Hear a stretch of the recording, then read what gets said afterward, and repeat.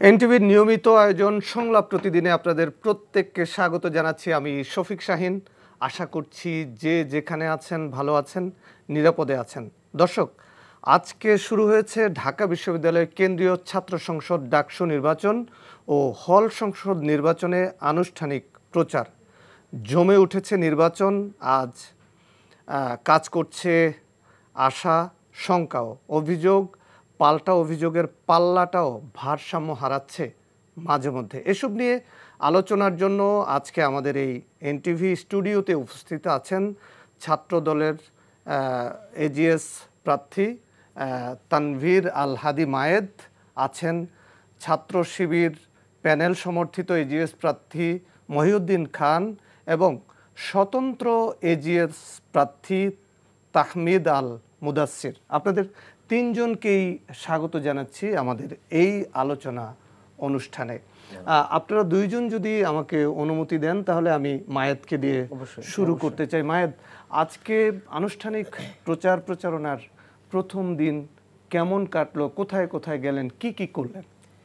আজকে আসলে যেহেতু প্রচারণার প্রথম দিন একটা ব্যস্ততাময় দিন ছিল আমাদের জন্য, আমরা প্রথমেই সকালবেলা আমরা বিশ্ববিদ্যালয় প্রশাসনের সাথে একটা মিটিং ছিল, নির্বাচন পূর্ববর্তী প্রচারণা পূর্ববর্তী আচরণবিধি এবং নানা বিষয় নিয়ে আমাদের সামনে তারা তাদের প্ল্যান তুলে ধরেছেন।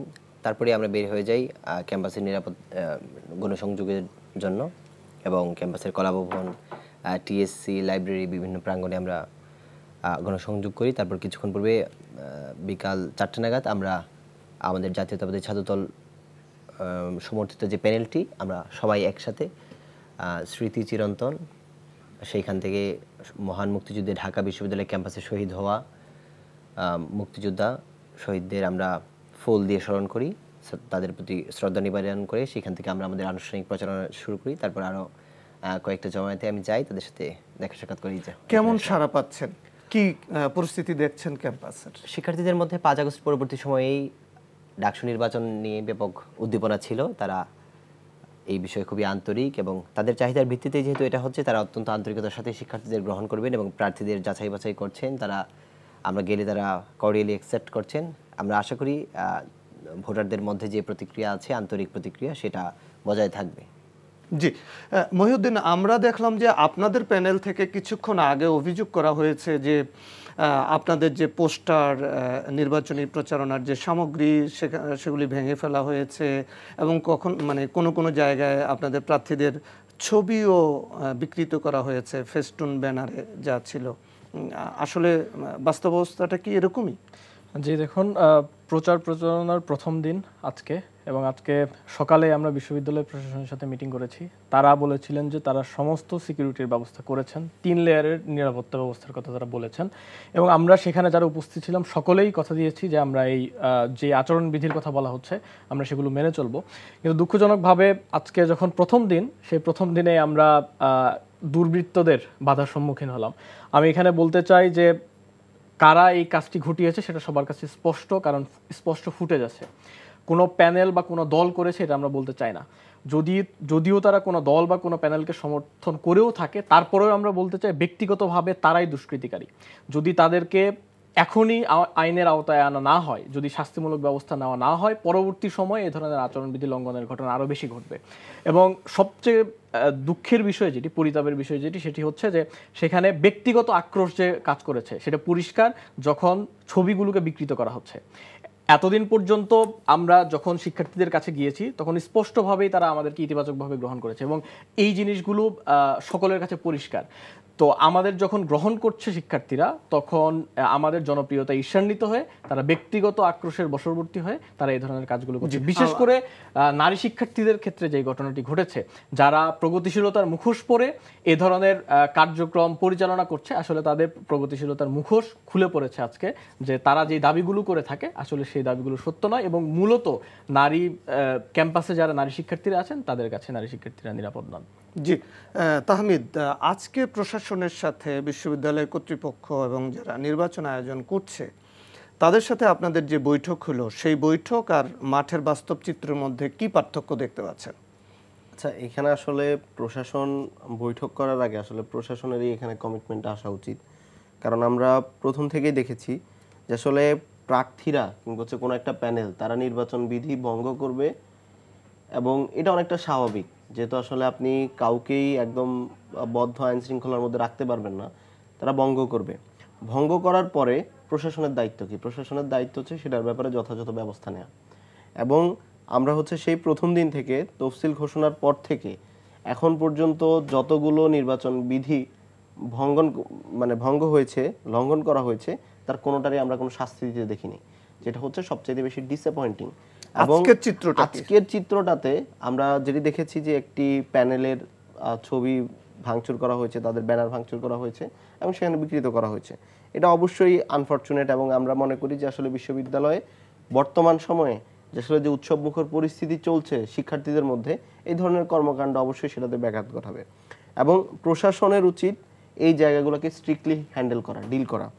কারণ এটা যদি আপনি করতে না পারেন তাহলে হচ্ছে স্টুডেন্টদের মধ্যে, আমি এটা বারবার বলে যাচ্ছি যে এখন পর্যন্ত অনেক শিক্ষার্থী হচ্ছে শঙ্কার মধ্যে আছে, এবং তাদের ফ্যামিলি তাদেরকে প্রেসার দিচ্ছে যে তোমাদের পরীক্ষা ক্লাস শেষ হলে তোমরা বাসায় চলে যাও। যখন আপনার ক্যাম্পাসে এই ধরনের ঘটনাগুলো ঘটতে থাকবে তখন কিন্তু শিক্ষার্থীদের মধ্যে এই ভয়টা আরো বাড়তে থাকবে। তাহমিদ, ধরেন এই যেই ঘটনাগুলি ঘটছে, এই দুইজন মায়েদ এবং মহিউদ্দিন, তাদের একটা প্যানেল আছে, তাদের ছাত্র সংগঠনের ব্যানারে তারা নির্বাচনটা করছেন, তাদের একসাথে কথা বলার লোক আছে, আপনি স্বতন্ত্র ইলেকশন করছেন। তো সেই জায়গাটায় দাঁড়িয়ে সংক্ষেপে যদি বলেন যে এই যে ব্যত্যয়টা দেখছেন, সেই ব্যত্যয় আপনারা কিভাবে মোকাবেলা করবেন, আপনি কিভাবে মোকাবেলা করবেন? এখানে আপনি একটা খুবই গুরুত্বপূর্ণ পয়েন্ট উত্থাপন করেছেন, সেটা হচ্ছে আসলে প্যানেলে থাকার যে সুবিধা সেটা আসলে ওনারা পাচ্ছেন। এবং সেটা কিরকম হচ্ছে যে ওনারা আসলে প্যানেল হিসেবে যখন ওনাদের কোনো একটা নির্বাচন বিধি ভঙ্গ হয় তখন কিন্তু একসাথে বলতে পারছেন, এবং যেটা সেই সুযোগটা আপনার নেই। এবং এখানে আমাদেরকে একটা আনফেয়ার গ্রাউন্ড তৈরি হচ্ছে। যদি এখানে আসলে সবকিছু আসলে ফেয়ারলি ডিল করা হয়, প্রশাসন যদি এটা স্ট্রিক্টলি ডিল করে যে কেউ নির্বাচন বিধি ভঙ্গ করতে পারবে না, সেই ক্ষেত্রে স্বতন্ত্র প্রার্থী আমরা যারা আছি, যারা আমরা মাঠের সাপোর্ট নিয়ে আছি, তাদের জন্য এটা সহজ হবে। আপনি কি মনে করছেন, ছাত্রদল সমর্থিত প্যানেলের এজিএস প্রার্থী হিসেবে দুইজন আপনার প্রতিদ্বন্দ্বী প্রার্থী যেই অভিযোগ করছে, আপনারও কি সেই ধরনের অভিযোগ আছে কিনা, বাস্তব অবস্থাটা কি মনে করছেন? অবশ্যই আছে। ঢাকা বিশ্ববিদ্যালয় ক্যাম্পাসে আমাদের ডাকসু তফসিল ঘোষণার পর থেকেই আসলে বিধিভঙ্গের মহড়া চলছে। এর যেতে আগে বলি, আজকের যে ঘটনাটা আমরা দেখলাম কিছুক্ষণ আগে, যে আমি ফেসবুকে দেখেছি যে চারুকলা অনুষদে সম্ভবত এরকম একটি ঘটনা ঘটেছে যে তাদের ব্যানারটি ফেলে দেওয়া হয়েছে এবং একজন নারী প্রার্থীর ছবিকে বিকৃত করা হয়েছে। আমরা অত্যন্ত নিন্দা জানাই এই ঘটনার, এবং যারা ঘটিয়েছে বিশ্ববিদ্যালয় প্রশাসনের উচিত, যেহেতু একটা ক্যাম্পাস অভ্যন্তরে একটা অনুষদের ভেতরে এই ঘটনা ঘটেছে, তার মানে বিশ্ববিদ্যালয়ের যে নিরাপত্তা ব্যবস্থা, এই বিষয়ে একটা লিকেজ আছে তারই প্রমাণ। আমরা ফুটেজের মাধ্যমে তাদেরকে বের করে বিশ্ববিদ্যালয় প্রশাসনকে আবেদন জানাবো দ্রুততম সময়ে যেন তাদের বিরুদ্ধে অ্যাকশন নেওয়া হয়। এবং ঢাকা বিশ্ববিদ্যালয় ক্যাম্পাসে আসলে নির্বাচনের মতো একটা বড় কর্মযজ্ঞের মধ্যে এই ধরনের বিধি ভঙ্গ করার প্রবণতা দেখা যায়, কিন্তু বিশ্ববিদ্যালয় প্রশাসনকে শক্তভাবে এই সব দমন করা উচিত অবশ্যই। এবং আসলে কিছু কিছু ক্ষেত্রে মেজর অ্যাকশন নেয়ার প্রয়োজনীয়তা ছিল। মনে করেন যে অনেকেই প্রচারণা বিধি ভঙ্গ করার ক্ষেত্রে এক ধরনের শাস্তি আছে, আবার আপনি যদি ডাকসু গঠনতন্ত্র অনুযায়ী যে উদ্দেশ্য এবং লক্ষ্য রয়েছে সেগুলো যদি ভাঙে তাহলে কিন্তু এই অ্যাকশনটা আরও বড় পরিমাণে হয়। আমরা দেখেছি যে ঢাকা বিশ্ববিদ্যালয়ের আমাদের মোহাম্মদ মহিউদ্দিন ভাইয়ের সমর্থিত যে প্যানেল, সেই প্যানেলে একজন প্রার্থী আছেন যিনি মহান মুক্তিযুদ্ধের বীর শ্রেষ্ঠ মতিউর রহমানকে বিমান ছিনতাইকারী হিসেবে অভিহিত করে একটি ফেসবুক পোস্ট দিয়েছেন, এবং তাদের সমর্থিত প্যানেলে তিনি সদস্য ছিলেন। এরপর তাকে সরিয়ে দেওয়া হয়েছে, এবং এই ধরনের একটা মেজর এলিগেশনের বিরুদ্ধে বিশ্ববিদ্যালয় প্রশাসন কোনো অভিযোগ নেয়নি। সেখানে যে প্রচারণার ক্ষেত্রে যে ছোটোখাটো ভুল আছে সেগুলো আসলে মেজর নয়। আমার মনে হয় যে বিশ্ববিদ্যালয় প্রশাসন বড় ক্ষেত্রে কোনো অভিযোগ, কোনো কার্যকরী পদক্ষেপ নিতে পারছে না, সেখানে ছোট বিষয়গুলো আসলে গৌণ অনেক। কথা বলছি শিবির প্যানেল সমর্থিত এজিএস প্রার্থী মহিউদ্দিন খান, আপনার সাথে। ডাকসু কি শুধু আসলে জাতীয় নেতৃত্ব তৈরির কারখানা, নাকি ডাকসু ঢাকা বিশ্ববিদ্যালয়ের ছাত্রদের কণ্ঠস্বর হিসেবে ভূমিকা রাখবে? দেখুন, আমি আপনার প্রশ্নে যাচ্ছি তার আগে একটা বিষয় অ্যাড্রেস করা দরকার। আজকের যে ঘটনাটা ঘটেছে, এই ঘটনাটি শুধুমাত্র আচরণবিধির লঙ্ঘন বললে ভুল হবে। এটা ঢাকা বিশ্ববিদ্যালয়ের সামগ্রিক পরিবেশকে অস্থিতিশীল করার জন্য করা হচ্ছে, ফলে আচরণবিধি লঙ্ঘন এবং এই বিষয়টাকে আমাদের আলাদা করে দেখা উচিত। দ্বিতীয় বিষয় হচ্ছে যে আমাদের ব্যাপারে যে অভিযোগটি এসেছে এই বিষয়টা আমরা বারবার ক্লারিফাই করেছি। যখনই এই অভিযোগ এসেছে তাকে সেই প্যানেল থেকে প্রত্যাহার করা হয়েছে।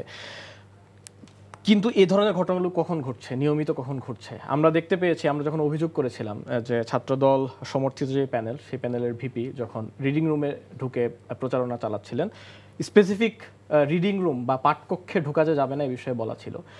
তিনি সেটার ব্যাপারে ক্ষমা চেয়েছেন কিনা আমি জানি না, কিন্তু ঠিক তার পরের দিন বা তার পরের দিন আমরা দেখেছি যে আবার একটা রুমে ঢুকে তিনি বলছেন যে এটা কি আচরণবিধির লঙ্ঘন, এটা কি আচরণবিধির লঙ্ঘন, আমি কি এটা পারি না? দেখেন, বিষয়গুলো যদি এত বড় একটা ছাত্র সংগঠন, তাদের যথেষ্ট ম্যান পাওয়ার আছে, তাদের যথেষ্ট শক্তিশালী সাংগঠনিক কাঠামো আছে বিশ্ববিদ্যালয় ক্যাম্পাসে, তারা যদি এই যে আচরণ বিধিমালা এটার ব্যাপারে এই ধরনের পাবলিকলি মন্তব্য করেন, তাহলে অন্যরা এটা সুযোগ দেয়। উমামা ফাতেমাও তো করেছে। আমি আসছি, এবং দেখা যাচ্ছে যে প্রত্যেকেই এই জায়গাগুলোতে, যেমন যার কথা বললেন আপনি উমামা ফাতেমা, উনিও এই কাজের সাথে জড়িত ছিলেন। ফলে এটি অবশ্যই, এবং আমরা একজন আরেকজনের বিরুদ্ধে অভিযোগ দিব, সেটার বিরুদ্ধে ব্যবস্থা নেওয়া হবে, এটি আমরা বলছি। কিন্তু একই সাথে আজকের যে ঘটনাটা, এটাকে আলাদা করতে হবে আর কি। দ্বিতীয় যে আপনার যেটা কোশ্চেন ছিল মূল, সেটা হচ্ছে যে আমাদের অবস্থান হলো যে ডাকসু নির্বাচনের যেই ডাকসুর যে কাঠামো, এই কাঠামোটাকে অতি রাজনৈতিক একটা কাঠামোতে রূপান্তর করা হয়েছে, এবং এটা ঘটেছে শুধুমাত্র এই কারণে যে এটা নিয়মিত হয় না।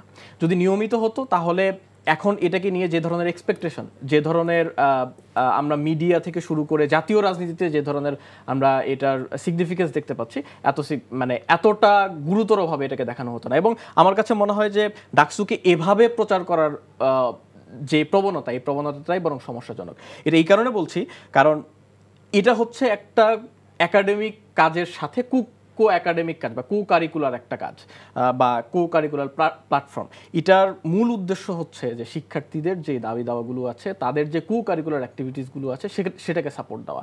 কিন্তু এটাকে যখন আমরা অতিমাত্রায় রাজনৈতিক করে ফেলছি, ফলে আমরা দেখতে পাচ্ছি যে লাস্ট যে ইলেকশনটা হয়েছে 2019 সালের ইলেকশন, সেখানে যেহেতু রাজনৈতিক একটা দ্বন্দ্ব ছিল, দ্বন্দ্ব থাকার কারণে ইলেকশনটা যেভাবেই হোক ইঞ্জিনিয়ার্ড হলেও পরবর্তী সময়ে আমরা দেখেছি যে তাদের ভেতরে রাজনৈতিক দ্বন্দ্ব থাকার কারণে তারা এটাকে একটা ফাংশনাল বডি হিসেবে কার্যকর করতে পারেনি। ফলে আমি মনে করি যে শুধুমাত্রই যে রাজনৈতিক নেতৃত্ব উৎপাদনের যে কারখানা হিসেবে ডাকসুকে দেখা হচ্ছে, এটা একদম ভুল পোর্ট্রেয়াল।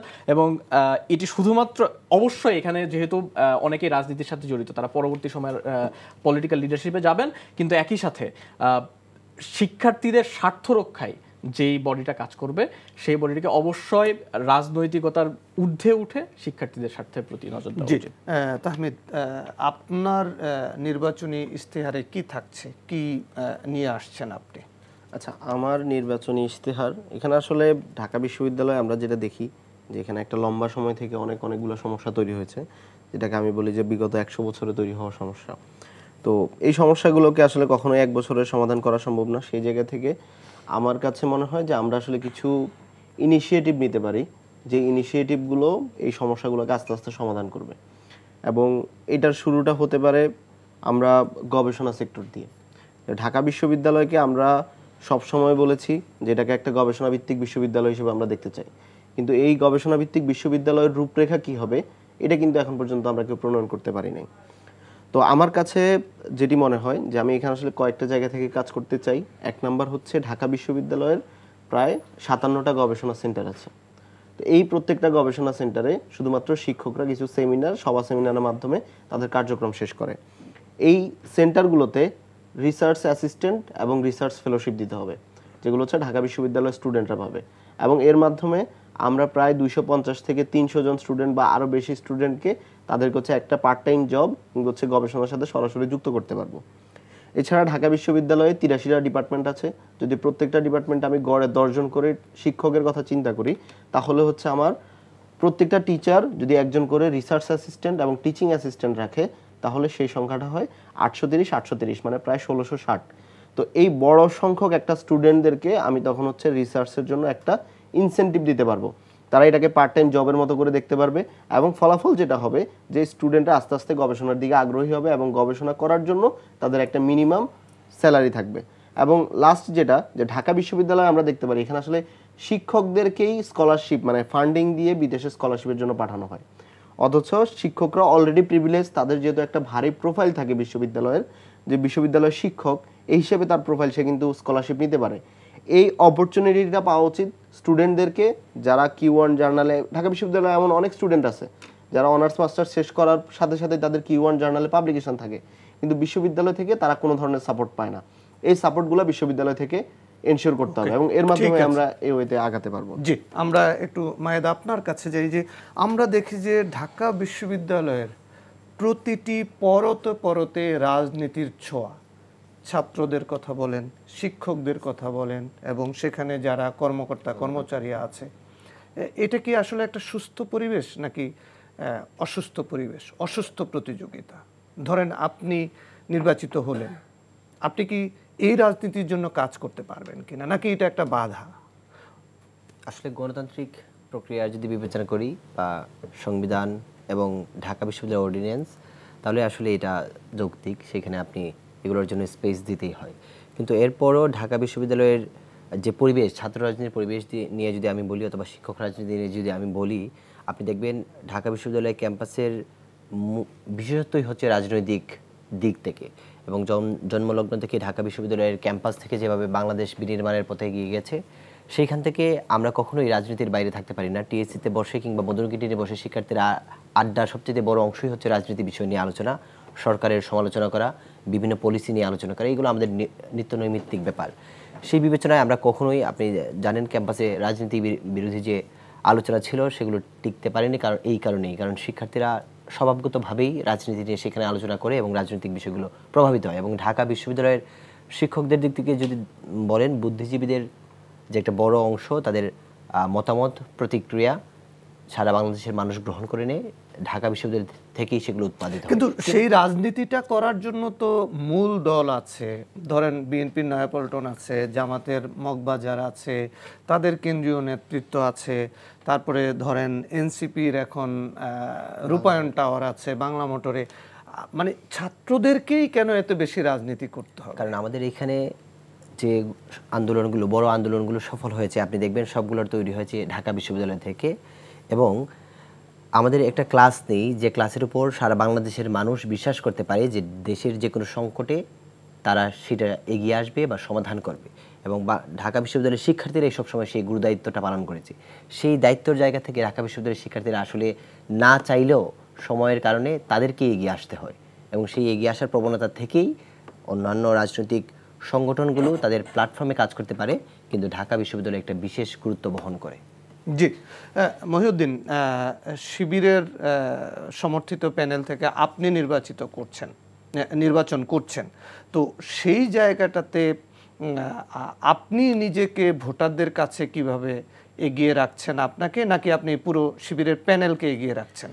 কারণ আমরা যতটুকু জানি যে একাডেমিক দিক থেকে আপনি অনেক ব্রাইট, আপনি আপনার ডিপার্টমেন্টে অনেক এগিয়ে, ফার্স্ট ক্লাস ফার্স্ট, তো আপনি কি নিজেকে এগিয়ে রাখছেন নাকি পুরো প্যানেলকে এগিয়ে রাখছেন? দেখুন, শুধুমাত্র একাডেমিক ক্রেডেনশিয়াল কারোর জন্য তার রাজনৈতিক যে ক্যারিয়ার সেটার জন্য একমাত্র সার্টিফিকেশন হতে পারে না, অন্যান্য বিষয়গুলো রয়েছে। এই কথা বলেই আমি বলবো যে আমাদের যে প্যানেল, আমাদের প্যানেলের প্রত্যেকেরই কোনো না কোনো জায়গায় তার এক্সপার্টিজ আছে, এবং আমরা যখন প্যানেল নির্ধারণ করেছি তখন আমরা এই বিষয়গুলো বিবেচনা করেছি যে গণতান্ত্রিক আন্দোলন থেকে শুরু করে তার একাডেমিক ক্রেডেনশিয়াল, তিনি যেই পদে নির্বাচন করছেন সেই পদে তার কি ধরনের এক্সপার্টিজ আছে, এই সকল বিষয় বিবেচনা করে এই প্যানেলটা সাজানো হয়েছে। ফলে আমি শুধুমাত্র নিজেকে এগিয়ে রাখবো না, বরং আমি মনে করি যে পুরো প্যানেলেরই আসলে এই জায়গায় গ্রহণযোগ্যতা আছে এবং শিক্ষার্থীরা এটাকে পজিটিভভাবে গ্রহণ করছেন। এর আগের কোশ্চেনটাতে যদি আমি একটু বলি, সেটা হচ্ছে যে ক্যাম্পাসের রাজনীতি আসলে সমস্যা না, ক্যাম্পাসের রাজনীতিকে কিভাবে এক্সিকিউট করা হচ্ছে সেটা সমস্যা। দেখেন, রাজনীতি করার কথা আসলে কি কারণে, যে মানুষের জন্য, আমার অডিয়েন্সের জন্য। কিন্তু যখন আমরা শিক্ষক রাজনীতির কথা বলছি বা কর্মচারীর রাজনীতির কথা বলছি, আমাদের মূল আলোচনার বিষয় কিন্তু ছাত্র রাজনীতি হয়ে যাচ্ছে, এই দুটা বাদ পড়ে যাচ্ছে সবসময়। কিন্তু আপনারা দেখেন যে সব জায়গাতে সিন্ডিকেট। যখন আমরা শিক্ষকদের রাজনীতির কথা বলি, তারা মূলত কি কারণে রাজনীতি করেন? তারা রাজনীতি করেন যে কোনো একটা বিল্ডিংয়ে তারা ফ্ল্যাট পাবেন যেটা বিশ্ববিদ্যালয়ের কাছাকাছি হবে, মানে তাদের পার্সোনাল গেইনের জন্য। ফলে আমরা যেই রাজনৈতিক একটা কাঠামো দাঁড় করিয়েছি সেই রাজনৈতিক কাঠামোটাই মূলত সমস্যাজনক, কিন্তু মোটা দাগে রাজনীতিটা সমস্যাজনক না। ফলে যদি বিরাজনীতিকরণ করা হয় ক্যাম্পাসকে, পুরো ক্যাম্পাসকে, এটা কোনো সমাধান না। সমাধান হচ্ছে যে ধরনের রাজনীতি ছিল গত 15 বছর স্বার্থের জন্য, নিজের স্বার্থের জন্য, সেটা থেকে বের হয়ে এসে যদি আসলে রাজনীতি করা যায়, সেটা বরং শিক্ষার্থীদের জন্য কল্যাণকর হবে। তাহমিদ, আপনি আপনার নির্বাচনী প্রচারে ভোটের মাঠে কাকে কাকে আপনার পাশে পাচ্ছেন, নাকি আপনি একাই দৌড়াচ্ছেন? আচ্ছা, আমি এই প্রশ্নটার উত্তর দেওয়ার আগে একটু আমার সহযোদ্ধা মাহেদের কথার একটু উত্তর দিতে চাই। সেটা হচ্ছে, তিনি যখন বলছেন যে আসলে ঢাকা বিশ্ববিদ্যালয় কখনোই রাজনীতির বাইরে যেতে পারবে না বা যেতে পারেনি, আমার কাছে মনে হয় যে এইটার মূল কারণটা হচ্ছে আমরা আসলে ঢাকা বিশ্ববিদ্যালয় থেকে স্টুডেন্টদেরকে এর থেকে বেটার কিছু অফার করতে পারি নাই। ঢাকা বিশ্ববিদ্যালয় কেন আসলে গবেষণায় এগিয়ে যেতে পারবে না, কেন এখানে স্টুডেন্টসরা ইনোভেশন নিয়ে কথা বলতে পারবে না, কেন এখানে স্টুডেন্টরা গবেষণা নিয়ে কথা বলতে পারবে না? আপনার দেশের জন্য অবদান রাখার জন্য রাজনীতি ছাড়াও আরও অনেকগুলো অপশন থাকে, অনেকগুলো উপায় থাকে। আপনার একটা বিশ্ববিদ্যালয়কে পুরোপুরি রাজনীতিকরণ কখনোই আসলে ভালো উপায় হতে পারে না। এবং আপনি এখানে দেখেন যে আসলে ঢাকা বিশ্ববিদ্যালয় থেকে একটা স্টুডেন্টকে আমরা কি দিতে পারছি। বিশ্ববিদ্যালয় কিন্তু কোনো কিছু এনশিওর করতে পারে না, তাকে একটা সিট দিতে পারে না, তাকে হচ্ছে খাবার দিতে পারে না, সে যে গবেষণা করবে সে গবেষণা করার জন্য তাকে একটা পড়ার টেবিল দিতে পারে না, সে যে আসলে নিশ্চিন্তে বসে থাকবে। মানে রাজনৈতিক লেজুর বৃত্তির কারণে যখন কোনো ছাত্র ছাত্রী বিপদে পড়ে, তখন কিন্তু ওই শিক্ষকরা ছাত্রছাত্রীদের পক্ষে দাঁড়াতে পারে না, ন্যায়ের পক্ষে দাঁড়াতে পারে না। এটা তো আমরা বিগত দিনে দেখলাম। আমরা এই যে গত 16 বছর সামনেও সেটা আশঙ্কা করছেন। গত 16 বছর 17 বছর আমরা ঠিক একই জিনিসটাই আমরা লক্ষ্য করেছি, এবং আমাদের অবশ্যই এই আশঙ্কাটা থাকবে। কারণ আমরা আসলে রাজনীতির যে সংস্কার হওয়ার কথা ছিল সেই সংস্কারটা তো আমরা করতে পারি নাই। এবং এখন আমাদের কাছে একটা সুযোগ আছে যে এই ডাকসুর মাধ্যমে আমাদের স্টুডেন্টরা কেমন নেতৃত্ব নির্বাচন করবে, তার মাধ্যমে যে তাদের ফিউচারটা তারা আসলে ঠিক করবে। এবার আসি আমি আমার প্রশ্নের উত্তরে। সেটা হচ্ছে, আমার হচ্ছে সম্পূর্ণ, আমি যেহেতু বাংলাদেশ গণতান্ত্রিক ছাত্র সংসদে ছিলাম, তো এখানে থাকার আগে, এই রাজনীতিতে আসার আগে আমি ক্যাম্পাসে একজন পলিটিক্যাল মানুষ হিসেবে ছিলাম এবং বৈষম্য বিরোধী ছাত্র আন্দোলনের কেন্দ্রীয় সমন্বয়ক হিসেবে দায়িত্ব পালন করেছি। তো তখন থেকে আমার হচ্ছে বেশ কিছু কমিউনিটির সাথে আমার ওঠা বসা ছিল। সেটা যেমন ডিবেট সার্কিট, আমি ঢাকা ইউনিভার্সিটি ডিবেটিং সোসাইটির ভাইস প্রেসিডেন্ট ছিলাম। তো সেখানে পুরো ক্যাম্পাসেই প্রায় প্রত্যেকটা হলেই আমাকে চেনে, আমাকে পছন্দ করে, এরকম অনেক মানুষ আছে। এছাড়া আমি যেহেতু গবেষণায় কিছুটা জড়িত ছিলাম, সেখানে আমার একটা সার্কিট আছে। এছাড়া টিএসসি কেন্দ্রিক আমার একটি বড় সার্কিট আছে। ধন্যবাদ। আমরা 1 মিনিট সময় নেব। আমি আসবো আপনার কাছে, আমি একটু মায়েদ হয়ে আসি।